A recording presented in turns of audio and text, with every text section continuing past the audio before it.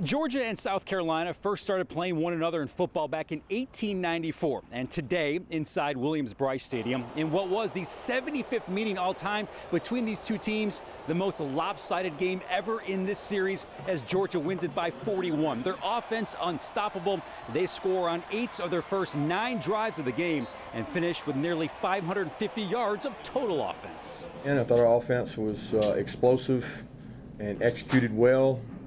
They're hard to stop when they're working on the perimeter and up inside, so it makes it tough to defend a quarterback that can run and do those things. Quarterback Stetson Bennett, despite throwing up on the field and dealing with heat issues early, was unstoppable, throwing for 284 yards and 2 touchdowns, both of those TDs going to his all-world tight end, Brock Bowers. I think it is difficult just to stop our offense. We got so many playmakers, like I said, like Marcus, Ladd, just all the receivers, our running backs. Kenny can get on the perimeter, Kendall run downhill, and then our tight end room is good. So, I think it's just hard to stop just because we have so many playmakers. Yeah, he's special. I told Carson last night, for some reason I get the ball in 19's hands tomorrow. I feel like he's going to have a good one tomorrow, and he did. You get the ball in his hands.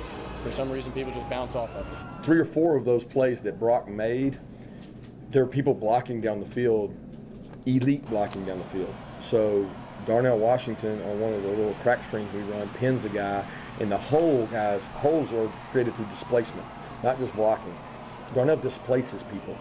So I think Brock would be the first one to tell you that his success comes from a lot of perimeter and things like that, touches that other guys make great blocks on. Marcus Rosen, he had 2 or 3, the selflessness of this group. Now, the play he made in the corner of the end zone, nobody blocked for him on that one because that was a elite catch. And then the run after catch on the play action. But again, the play action play he made in the second half was set up by the run. If you run the ball 2 or 3 times, those safeties are coming down and he's running by you.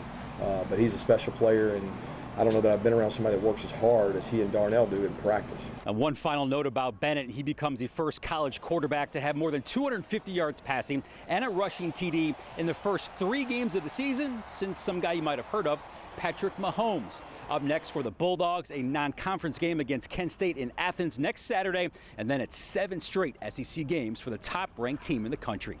At Williams-Brice Stadium with the Bulldogs, I'm Zach Klein, Channel 2 Action News.